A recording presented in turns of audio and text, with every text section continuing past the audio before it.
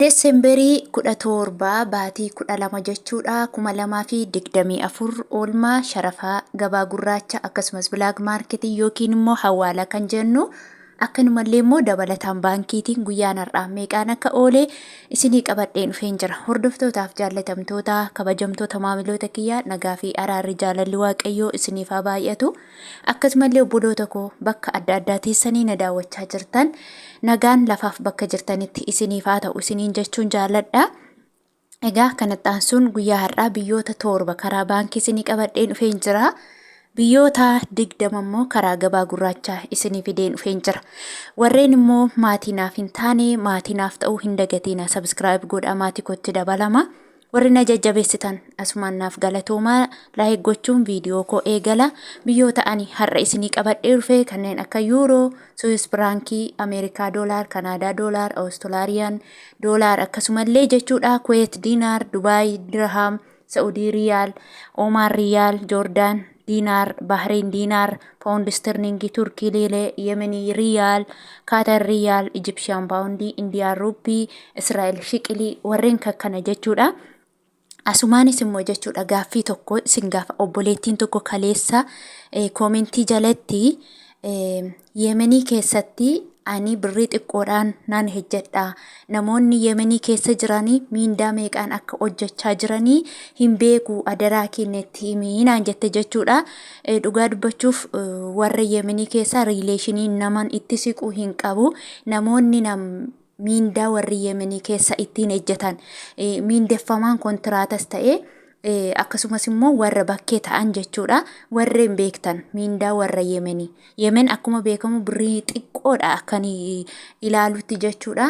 Miindaa meeqa akka isaanii kaffamu birriin isaanii maqaan isaa riyaala jedhama garuu meeqa akka isaanii kaffalamu immoo namoonni beektan koomentii jala kaahaa obboleetti sanaaf koomentii jalatan deebisaafi jechuudha. Maaliif namni tokko gaafa wallaale saba isaatti deebi'ee gaafa gaaffii gaafate deebii argatu ni qaba jechuudha. Akkasumallee immoo namoonni baay'een daldalaa Kuweeshisma Joordaan irraas na gaafattu akkasumas Beeruut irraa na gaafattu ani daldalota baay'ee hin beeku jechuudha.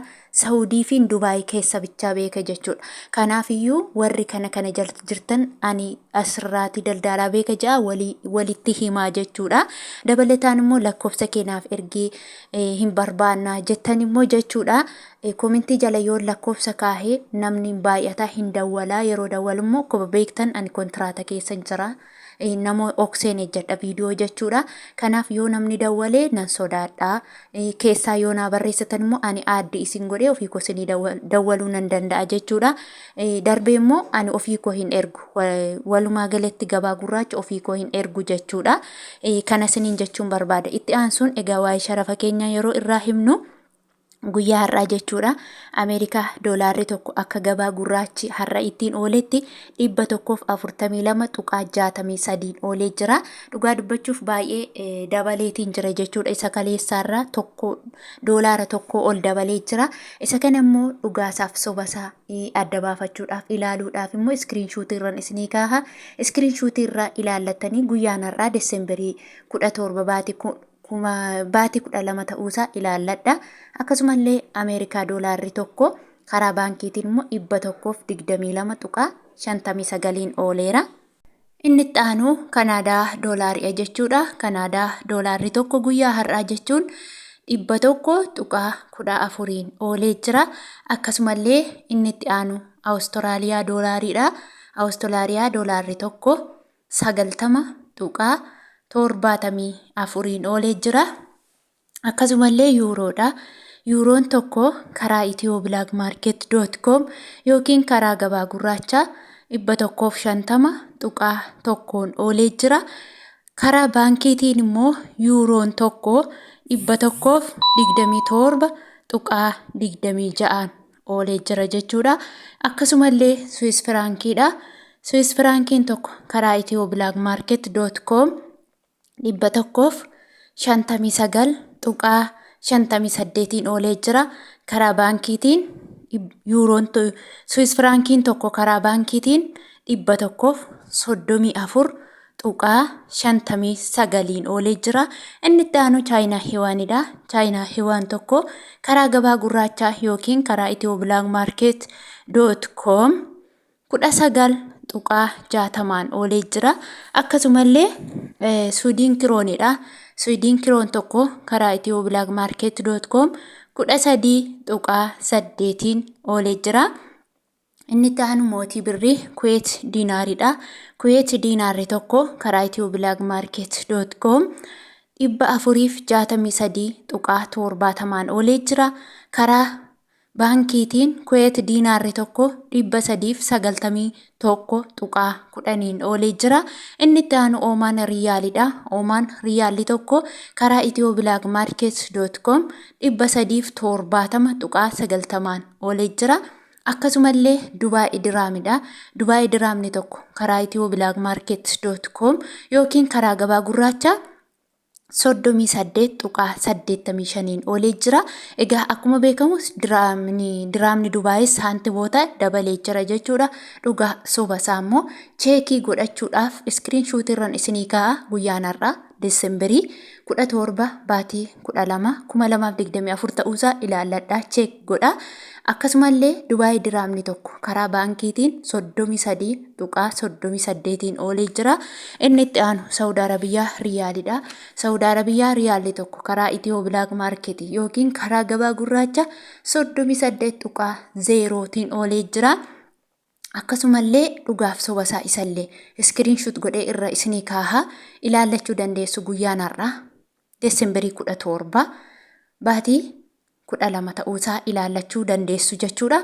Akkasumallee Saudi Arabiyaan karaa baankiitiin 32.66 oolee jira jechuudha. Egaa akkasuma immoo itti aansuudhaan warra Saudi Arabiyaa siistema daldalaan keessan itti fayyadaman jechuudha. Namni hundi akka siistemii mataasaatti isinii erga hanga barbaade isinirraa kutee hanga barbaade immoo giddu galeessaan kan erganis ni jiru jechuudha. Kanaafuu warri Saudi Arabiyaa birriin keessan baay'ee ta'e 30 guyyaa har'aa jechuudha. Fakkeenya namoonni birriin keessan 2,000 ol hanga 5,000, 6,000, 4,000 olii ta'e jechuudha. Guyyaa har'aa jechuudha 28.50 oolee jira.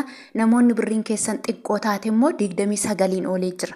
Yeroon isiniin jedhu fakkeenya 4,000 yoo qabaattan 4,000 baay'isuu 1,000 hiruu 28.50 jettanii argattu. Warri birriin keessan xiqqoo ta'e hanga 500 haa ta'u hanga 100 jechuudha. Isin immoo birrii qabdan 1,000 fakkeenya 100 qabaatte yoo jechuudha. Fakkeenyaaf 100 baay'isuu 1,000 hiruu 29 jettanii argachuu dandeessu jechuudha. Inni itti aanu Joordaan diinaar. Joordaan diinaarri tokko karaa ethioblagmarket.com 201.10 oolee jira. Bahariin diinaarri tokko karaa ethioblagmarket.com 378.30 oolee jira. Paawundi sterlingiin tokko karaa gabaa gurraacha 181.2 oolee jira. Karaa baankiitiin paawundi sterlingiin tokko 150.66 oolee jira jechuudha. Akkasumallee Turkii riileen tokko 4.8 oolee jira. Yemen riyaalli tokko 0.57. Kaatar riyaalli tokko 38.15 oolee jira. Ijipshaan paawundiin tokko 2.81 oolee jira. Indiyaan ruubiin tokko 68. Israa'el shiqiliin 39.81 oolee jira. Hordoftootaaf jaallatamtoota kabajamtoota maamiloota kiyya viidiyoo koo laayik, sheer, sabskiraayib gochuu hin dagatina. Hanga turtii biraan walitti deebinutti nagaan naa tura. Lafa nagaanaaf jiraadha.